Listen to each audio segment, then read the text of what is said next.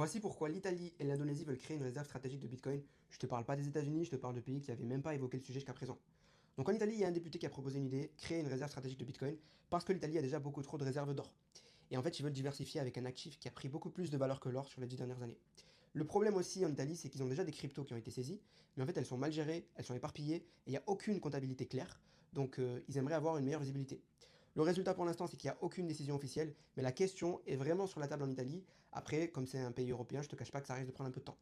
Du côté de l'Indonésie, en fait, c'est une approche qui je trouve est beaucoup plus audacieuse parce qu'ils réfléchissent à utiliser le minage de Bitcoin pour leur créer leur propre réserve nationale de Bitcoin. Et en fait, même si la crypto, elle est encore interdite comme moyen de paiement en Indonésie, leur idée, c'est d'utiliser leurs énergies renouvelables pour booster leur indépendance monétaire. Et surtout, quand ils voient ce qui se passe avec El Salvador et les États-Unis qui sont en train d'innover autour de la crypto, ils veulent surtout pas rater le train et ils veulent pas passer à côté de quelque chose de gros qui pourrait faire du bien au pays. Donc qu'est-ce que ça veut dire tout ça? Ça veut dire que c'est plus seulement les entreprises comme MicroStrategy, Metaplanet, etc., qui utilisent le Bitcoin comme actif stratégique, c'est aussi des États, des gouvernements, avec encore plus de moyens, qui veulent en faire leur actif stratégique et qui voient vraiment ça comme de l'or numérique en fait. Et le but final pour ces États, je pense que c'est de leur apporter de la souveraineté, de la diversification et de l'indépendance face au dollar américain. Avec tout ça, on assiste peut-être au début d'un nouveau changement monétaire international.